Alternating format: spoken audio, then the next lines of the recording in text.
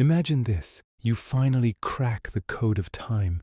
After years of obsession, sleepless nights, and equations covering every wall, the machine hums to life.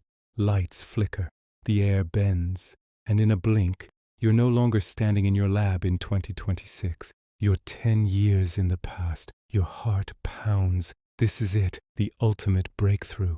But then you see someone across the street, someone walking exactly like you. Same posture, same scar on the left eyebrow, same nervous habit of adjusting their sleeve. It's you. And in that exact moment, the greatest scientific achievement in human history turns into the most dangerous encounter imaginable. We've all seen time travel portrayed in movies like Back to the Future, where meeting your past self is awkward but mostly comedic, or in darker interpretations like Looper, where your older and younger selves are literal enemies. But what would actually happen if you stood face to face with yourself? Not a clone, not a twin, you. Same memories up to a certain point, same fears, same ambitions, same flaws. The first danger isn't physical, it's psychological. Think about it. Your sense of identity is built on the idea that you are a continuous, singular consciousness, moving forward through time. Suddenly that illusion shatters.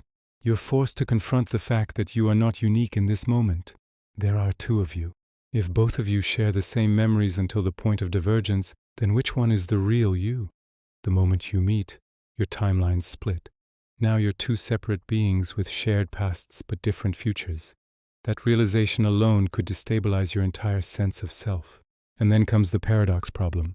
Physicists like Stephen Hawking famously joked about throwing a party for time travelers, only announcing it afterward.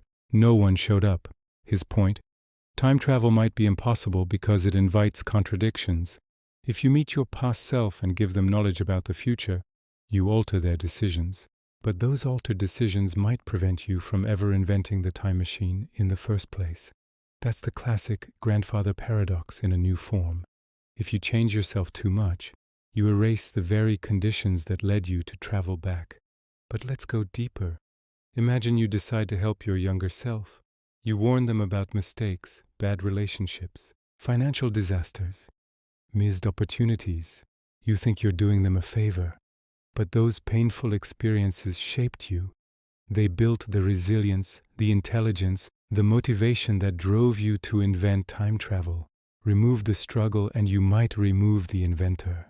You might be standing there slowly fading out of existence as your younger self becomes someone who never needed to bend time at all. Now consider the opposite scenario. Competition. Humans are territorial by nature, even with identical DNA and memories.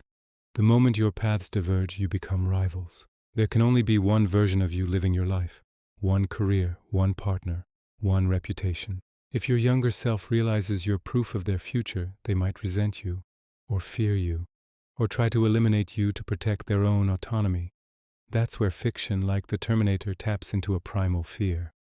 Survival against a version of yourself who knows you better than anyone else ever could. And here's something even more unsettling.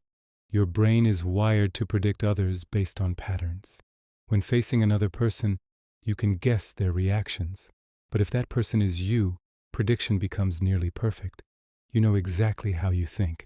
You know your tells, your triggers, your weak points. Any negotiation becomes a chess match where both players see the same moves ahead. It's not just dangerous, it's potentially endless, a psychological stalemate that could spiral into paranoia. There's also the cosmic perspective. Some theories in physics, like the Novikov self-consistency principle, suggest that the universe would prevent you from changing anything significant. Every action you take in the past was already part of history. If that's true, then meeting yourself isn't a disruption, it's destiny. You were always meant to go back. You were always meant to have that conversation. But that raises a terrifying question. Do you have free will at all? Or are you just fulfilling a loop that has already been written? Now imagine the emotional weight, looking into your own eyes and seeing your insecurities exposed, hearing your own voice speak your hidden doubts out loud. There's no hiding, no pretending. You can't curate a better version of yourself. It's a radical self-confrontation. For some, that could lead to growth. For others, it could lead to breakdown. The human mind isn't designed to process being both observer and observed at the same time. And finally, the most overlooked danger: attachment. What if you actually like your other self? What if you bond? You share jokes no one else understands. You validate each other. You become inseparable. But timelines are fragile. If one of you has to return to your original time, you're forced to lose yourself. And that might be the loneliest goodbye imaginable. So the real danger of meeting yourself in a time travel scenario isn't just paradoxes or cosmic collapse. It's identity fragmentation. It's existential instability. It's the collapse of the comforting illusion that you are a single, linear being. Time travel isn't just about moving through history. It's about confronting the fact that you are not as solid, singular, or permanent as you think.